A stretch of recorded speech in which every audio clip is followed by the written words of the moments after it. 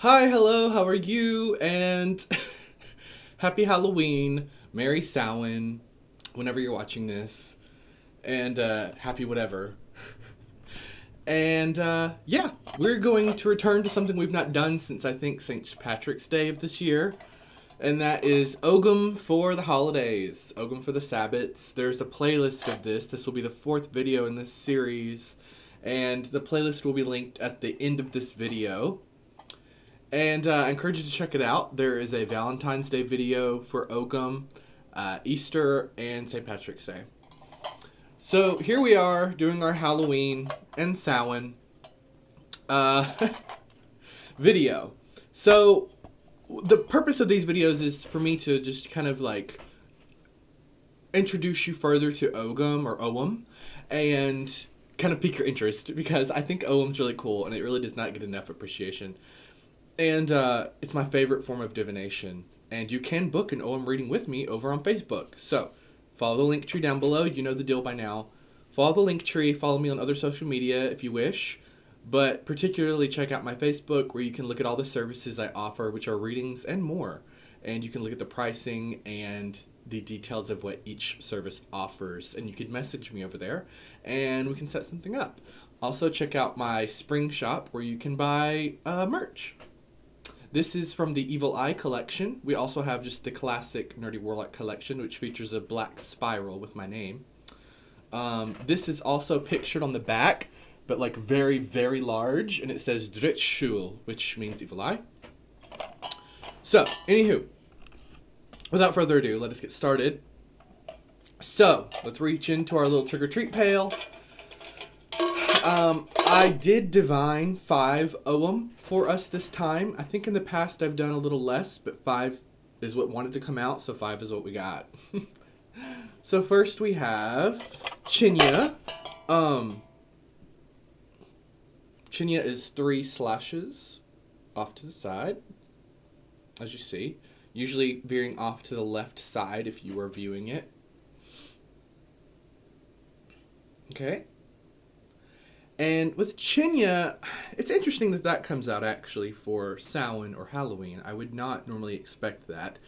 Well, first and foremost, Chinya is the holly plant, so get that imagery there. But I associate it with Merlin, and also with the Lady of the Lake, that kind of energies, because the Ogham represents lovers, balance, opposites, and harmony. So it's a little paradoxical in that way. I like to say a lot of the time that Chinya is one of those Ogham that comes out when you are about to be tested in a really brutal way. But it is a test that the gods or the spirits know that you can pass, and it will fortify you, make you stronger for it. So, with Halloween around the corner, with Samhain, it's our new year here as witches and pagans, right? For most of us. It is a marker of a new year. And with that said, that's the time when we are ending some things in our lives. We're cutting off energies, we're dissolving energies. There's a finite ending and a new beginning starting after October 31st for us, magically. And, maybe there are still some loose ends for you to tie up at the end of this year, some things that you've not yet faced that you keep putting off. And I mean psychologically for you. And so now would be a great time to consciously say, okay, spirits, I'm ready to finalize and work through whatever I've got left so that I can be fresh and new for the new year after October 31st. So next, what do we have? We have 1, 2, 3. Oh, I can barely see, and I have my glasses on. 1, 2, 3, 4 slashes all the way across. That is Ada. And Ada is the aspen tree. And interesting also, I would not normally pull that out for Ogham, for Samhain. I do associate Ada with Morgan Le Fay, which is wonderful. So now I've pulled 2 Ogham that represent 2 of my closest spirit guides. And, with Morgan Le Fay, we get courage, we get adversity, and we get the future, and lessons, It very much pairs with Chinya in that way. It is another one of these like dark Ogham, in my opinion, which are all about fortification and sovereignty. And when I say that, like I said before with Chinya, it's you're about to go through some serious trials and tribulations. And, Samhain night is a night of trials and tribulations. It is a night of celebration, but as I said before, it is a night of ends. And usually before something can end, it has to come to a conclusion. It has to climax. And and this is, like I said, the night coming up is a night for us to consciously say, give me what's left. Let me work through what's left. I'm preparing for New Year. Let me dissolve and transmute these negative or stagnant energies that I have within my aura. Let me get all of my chakras spinning. Let me prepare for November 1st. Then we have, one slash all the way across is Mun. And Mun is the vine. It's like a grape vine or just a vine, like a crawling, creeping vine. And it is the harvest, which fits perfectly with this time. But it is also like art and prophecy. It is that psychic part of magic, that the mind, And I associate Mun with the god Ogham, if that helps you put into context this as well. He is the god of the Ogham. And he's the god of literature and art and speaking and language and such. And so with Mun, I think it comes out because following up now in a nice follow-up to Chinya and Ada, where we had like very much about like this is lessons, this is finalization, this is fortification. Mun is about prediction. So as well as we all know on Samhain night, our psychic senses are so strong and powerful should we choose to tap into them and use them. Samhain is such a strong, powerful night for witches and other types of pagans and magicians and warlocks. It is a powerful night for us as a sacred night. And yes, it is about, I think, dealing with your present and your very recent past and putting them to rest for a new future. And that's where Mun comes in. It is about growth and harvest and prophecy. So I like to do a lot of magic on Samhain night, like in stages. So I will do like magic for my past, like we've just talked about. But then I'll do magic for my future.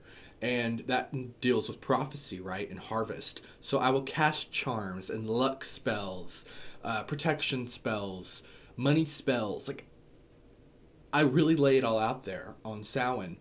And that's something that I think is being shown to you here too.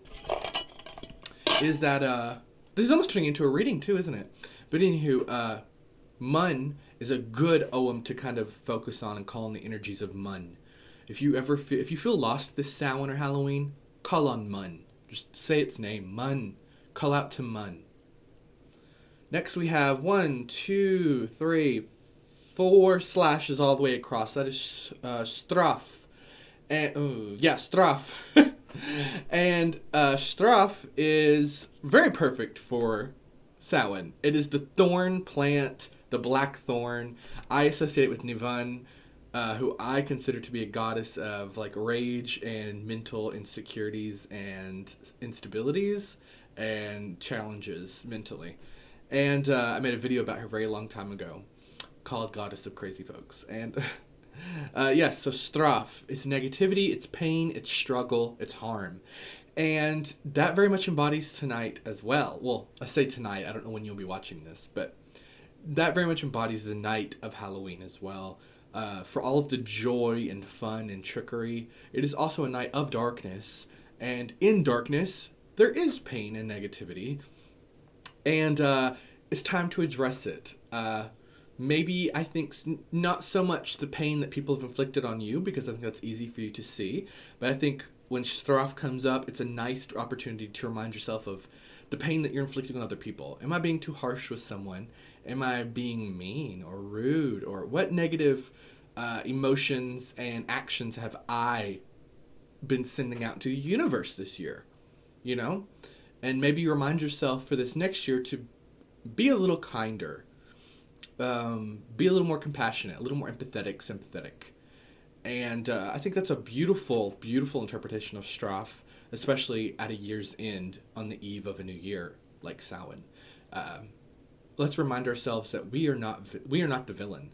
I am not a monster. Not in everyone's story anyway. And I can be that character in less stories. Does that make sense? In other people's lives, I can be a force of kindness and good. It's just up to you on whether you want to be a real asshole or not. And let's see, finally, from our little trick-or-treat pail, we have 1, 2, 3, 4 slashes. That is Salia.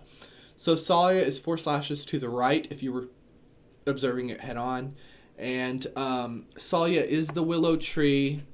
Salia I associate with bride or Brigid or Breed, very famous Celtic goddess, Irish goddess. And anyway, Salia is intuition. It is the willow tree.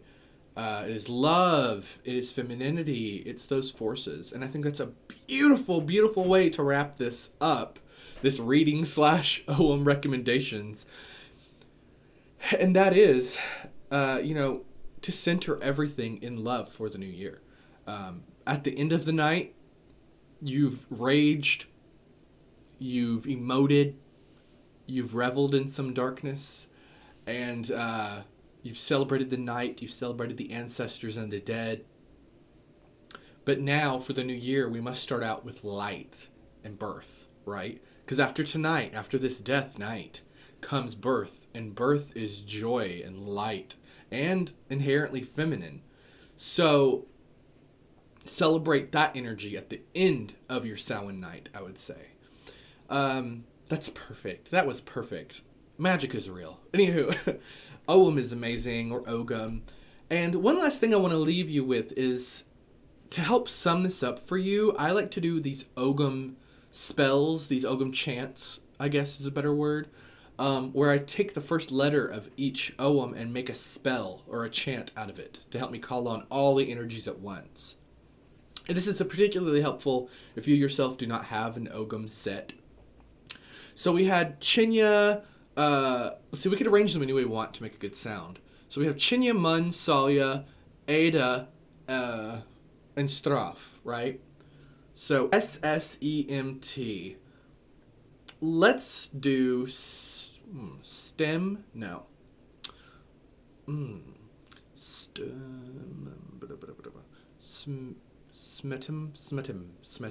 I like smetim. You can change it to anything you want, though. So like Salia, Mun, Ada, Chinya, Straff, like that order. It doesn't matter, but so smetum. Just I like to form a word out of the first letter of all of them collectively. So smetum. Or you could do imps, or Tims. Tims is fun too. Smetum. Tims.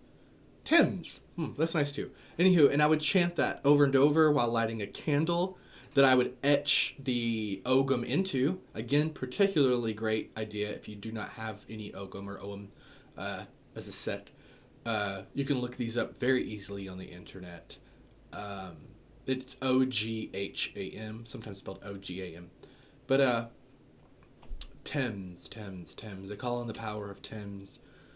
I invoke the energies of Tim, enter into the rites of Thames. See that you could use it in that way, and I find that very helpful.